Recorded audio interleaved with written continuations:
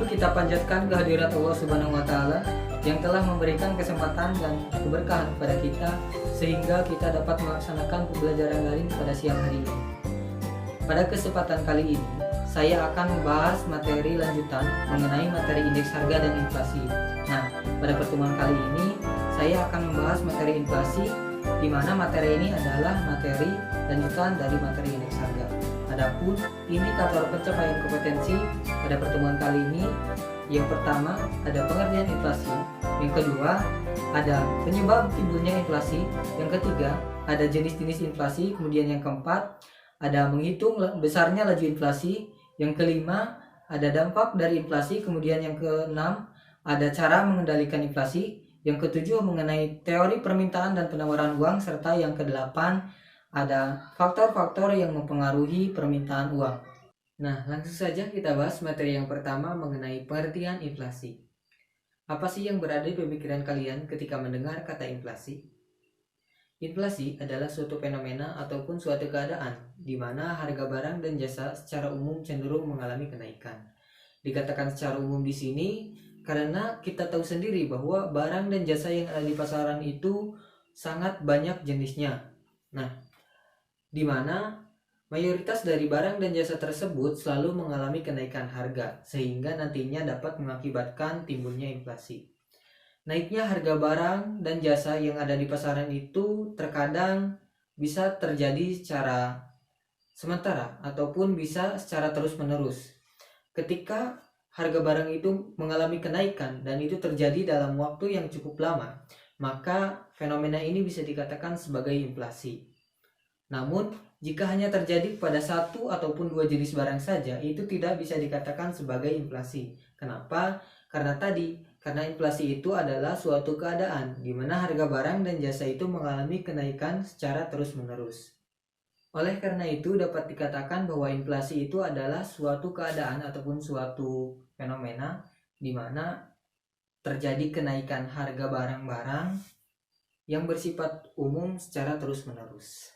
Nah, angka inflasi ini dapat diketahui dengan adanya perhitungan indeks harga, di mana angka indeksnya ini lebih dari angka 100 ataupun 100%. Misal, dalam satu tahun di suatu negara itu, angka indeks harganya sebesar 112,5%. Nah, itu artinya telah terjadi kenaikan harga sebesar 12,5%, ataupun telah terjadi kenaikan harga atau inflasi sebesar 12,5%. Nah, untuk lebih jelasnya, silahkan perhatikan contoh berikut ini. Berdasarkan data di dalam tabel, dengan tahun 2017 sebagai tahun dasar, maka dapat dihitung besarnya indeks harga tahun 2018 adalah indeks harga 2018 sama dengan 24.000 dibagi 18.500 dikali 100, hasilnya adalah 125,73%. Nah, dari hasil perhitungan indeks harga tersebut, maka dapat diketahui besarnya inflasi ataupun kenaikan harga adalah sebesar 25,73% pada tahun 2018. Selanjutnya kita bahas materi yang kedua, yaitu mengenai penyebab timbulnya inflasi. Mungkin di antara kalian ada yang bertanya-tanya, kenapa sih inflasi ini bisa terjadi? Apa sih yang menyebabkan timbulnya inflasi? Nah, inflasi yang terjadi dalam suatu negara itu akan sangat merugikan masyarakat ataupun konsumen. Alasannya kenapa?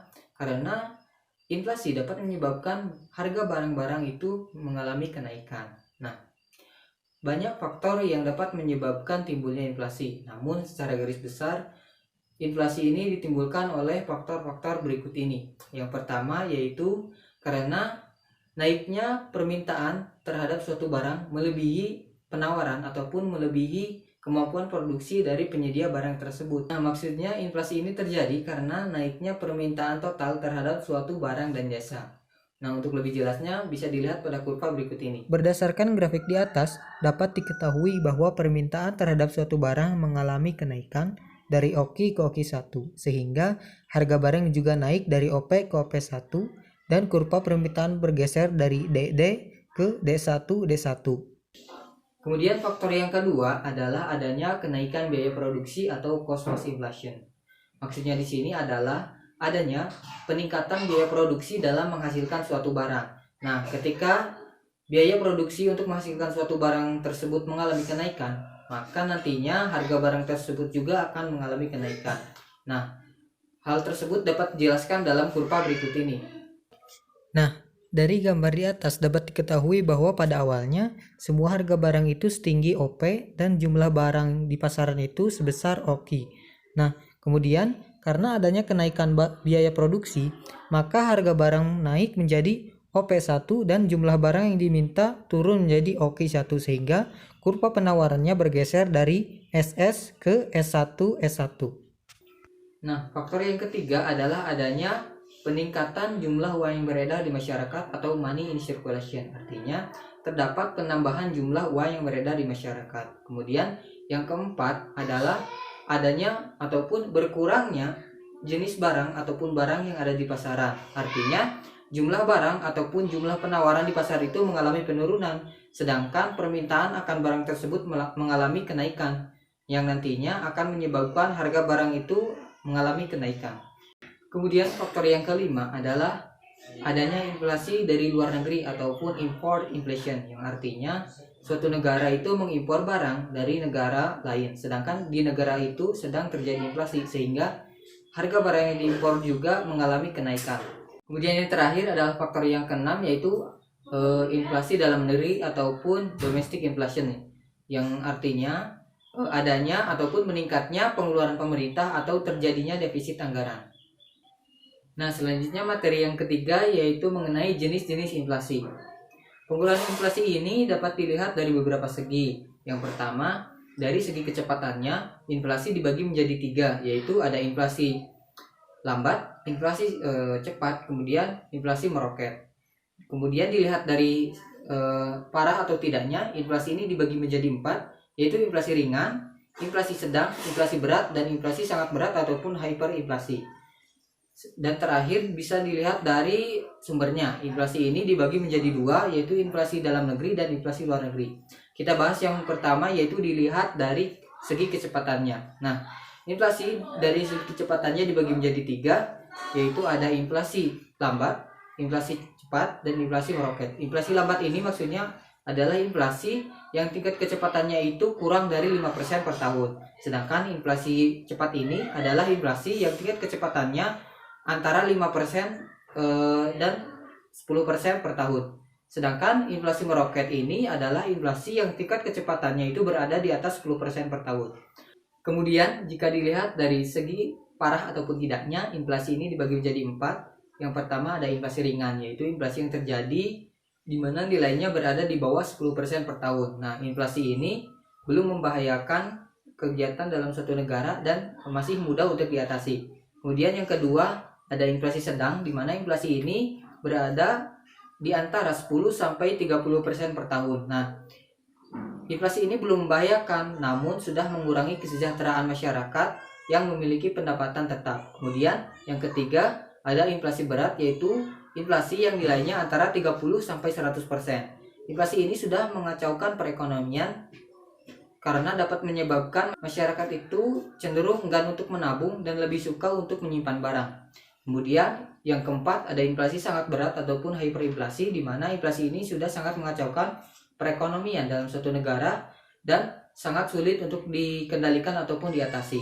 Kemudian jika dilihat dari sumbernya, inflasi ini dibagi menjadi 2, yaitu inflasi dalam negeri ataupun domestic inflation dan inflasi luar negeri ataupun import inflation, yang dimana inflasi dalam negeri ini inflasi yang terjadi karena adanya penciptaan uang baru ataupun adanya peningkatan pengeluaran pemerintah. Kemudian yang kedua ada inflasi dari luar negeri ataupun import inflation, yang dimana inflasi ini terjadi karena suatu negara mengimpor barang dari negara yang sedang mengalami inflasi. Nah, kemudian materi yang keempat mengenai menghitung besarnya laju inflasi.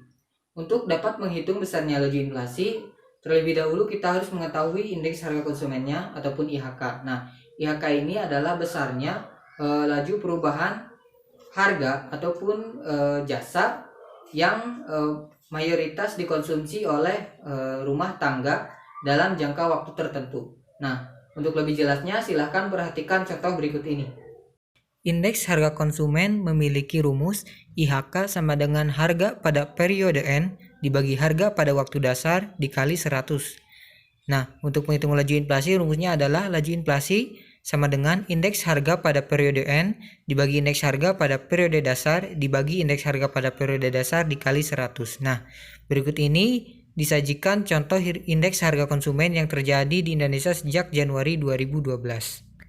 Nah, sejak tahun 2008, pola konsumsi berdasarkan pada survei biaya hidup di 66 kota tahun 2007. Sedangkan sejak Januari 2014, indeks harga didasarkan pada pola konsumsi berdasarkan pada survei biaya hidup di 82 kota tahun 2018. Nah, sumber ini bersumber dari BPS pada bulan Maret 2014.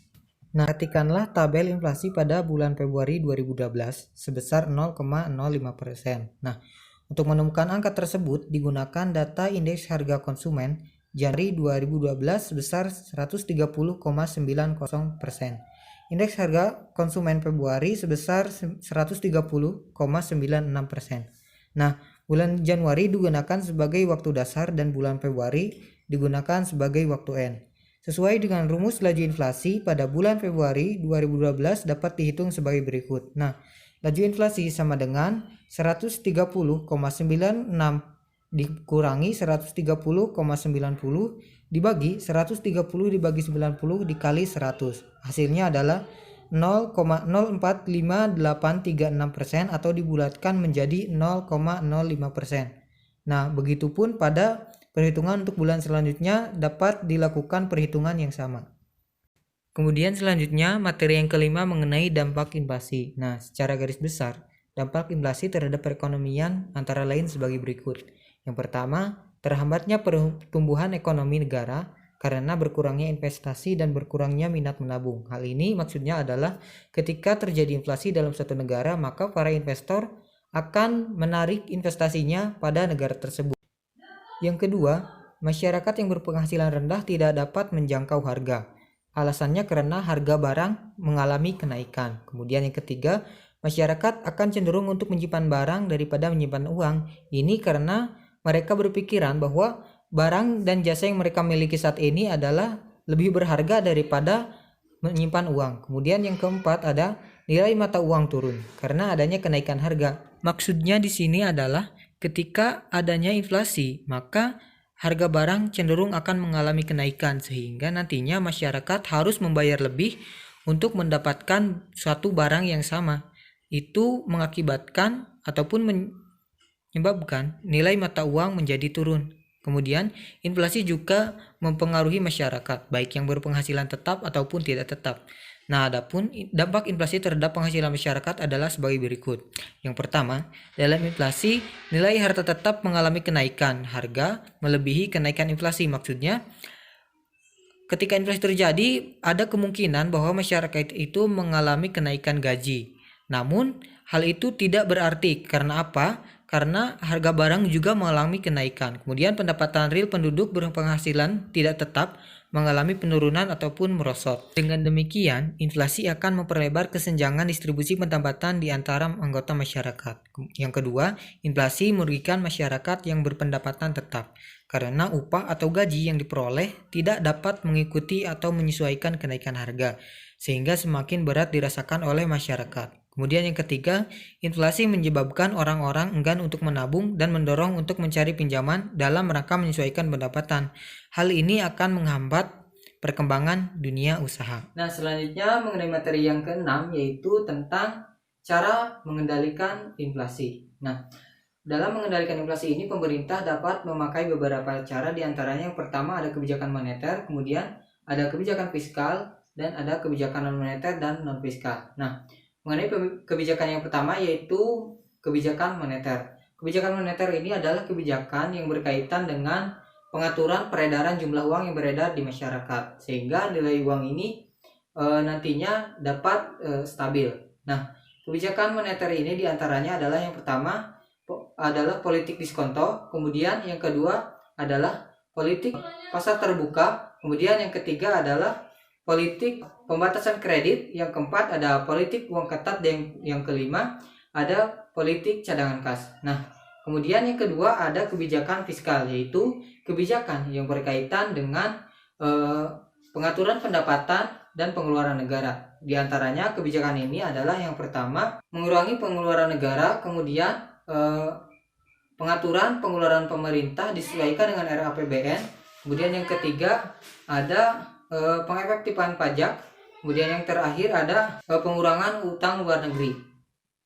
Nah, selanjutnya ada kebijakan non moneter dan non fiskal, yaitu kebijakan ini adalah kebijakan yang tidak mempengaruhi pendapatan ataupun pengeluaran negara dan juga tidak mempengaruhi jumlah uang yang beredar. Kebijakan non fiskal dan non moneter ini adalah sebagai berikut. Yang pertama ada peningkatan produksi ataupun peningkatan jumlah barang yang ada di pasaran. Kemudian yang kedua ada kebijakan upah, yaitu dengan meningkatkan upah real yang telah memperhitungkan inflasi. Kemudian yang terakhir ada kebijakan pengendalian dan pengawasan harga, di mana pemerintah di sini misalnya menetapkan kebijakan harga maksimum. Selanjutnya ada teori permintaan dan penawaran uang. Nah, pertama teori permintaan uang. Menurut Keynes menyatakan bahwa teori permintaan uang itu intinya adalah masyarakat memerlukan uang tunai karena mempunyai motif tertentu yang dapat dipenuhi dengan menggunakan uang tunai. Nah, ada 3 motif yang mendasari masyarakat untuk memiliki uang tunai, yaitu yang pertama, motif transaksi ataupun transaction motif, kemudian ada motif berjaga-jaga, kemudian yang ketiga ada motif spekulasi. Nah, yang pertama, motif transaksi, artinya uang dibutuhkan untuk membayar pembelian-pembelian yang telah dilakukan. Memegang uang untuk tujuan transaksi merupakan tujuan yang mendasar karena dengan pemilikan uang dapat dengan mudah melakukan pembelian barang-barang yang diinginkan. Kemudian yang kedua, motif berjaga-jaga, artinya uang sebagai alat untuk menghadapi kesusahan yang mungkin timbul di masa yang akan datang karena setiap orang tidak dapat menduga kejadian-kejadian di hari esok. Kemudian yang ketiga ada motif spekulasi, yang artinya uang sebagai alat yang digunakan untuk kegiatan spekulasi. Uang kas diinginkan dengan tujuan dapat melakukan spekulasi pada tingkat bunga yang akan datang. Nah, kemudian ada teori penawaran uang. Teori penawaran uang dibagi menjadi 2, yaitu teori penawaran uang tanpa bank dan teori penawaran uang modern. Yang pertama, teori penawaran uang tanpa bank ini adalah teori yang paling sederhana karena teori ini merupakan gambaran dari sistem standar emas ketika emas menjadi satu-satunya alat pembayaran. Nah, kemudian yang kedua ada teori penawaran uang modern. Dalam perekonomian modern, para produsen emas tidak lagi memiliki peranan moneter yang penting seperti dalam standar emas. Dalam sistem standar emas, sumber dari terciptanya uang beredar yaitu otoritas moneter ataupun bank sentral. Kemudian kita bahas materi yang terakhir mengenai faktor-faktor yang mempengaruhi permintaan uang. Faktor-faktor yang mempengaruhi permintaan uang ada 6. Yang pertama adalah adanya motif untuk memegang uang, baik itu motif transaksi, motif berjaga-jaga ataupun motif spekulasi. Kemudian yang kedua, tinggi rendahnya tingkat bunga. Kemudian yang ketiga adanya investasi ataupun pengembangan usaha sehingga membutuhkan modal ataupun dana. Nah, yang keempat adanya tingkat harga yang berlaku di pasaran. Kemudian yang kelima ada ekspektasi, maksudnya adalah perkiraan ataupun harapan di masa yang akan datang. Kemudian yang terakhir adanya tingkat pendapatan nasional. Mungkin itu saja materi yang dapat saya sampaikan pada kesempatan kali ini. Kurang lebihnya mohon maaf. Semoga materi yang saya sampaikan dapat bermanfaat bagi kita semua. Sekali lagi pesan saya, tetap jaga jarak, jaga kesehatan, dan patuhi protokol kesehatan. Semoga pandemi ini segera berakhir sehingga kita dapat melaksanakan aktivitas belajar sebagaimana biasanya. Saya tutup. Billahi taufiq wal hidayah. Wassalamualaikum warahmatullahi wabarakatuh.